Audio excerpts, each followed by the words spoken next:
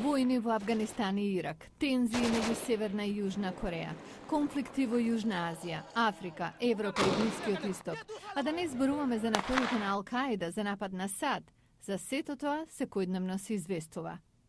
Постојаната лавина од информации во кибернетскиот простор дополнително ја компликува ситуацијата. Денеска секој може да испрати порака во светот со притискање на копче. Загриженоста за пораките на омраза на интернет инспирираа неколку институции во Вашингтон да спонзорираат семинар со експерти за медиуми и новинари. Семинарот се фокусираше на тоа дали медиумите може да имаат улога во градењето мир со тоа што ќе се спротистават на омразата со позитивни пораки.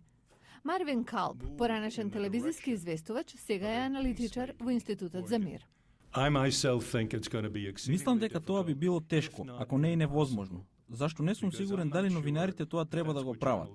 Френк Сесно, директор на школата за медиуми на Универзитетот Џорџ Вашингтон, беше директен. Мислам дека не е наша работа да промовираме мир. Работата на уредникот и на новинарот е да се промовираат сите идеи што се составен дел на приказната.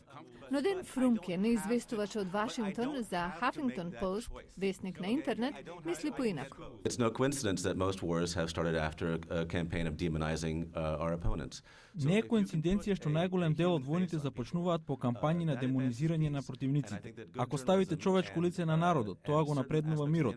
Мислам дека добро новинарство и одредени аспекти на интернетот, вклучувајќи ги социјалните мрежи за дружење, навистина добро го прават тоа.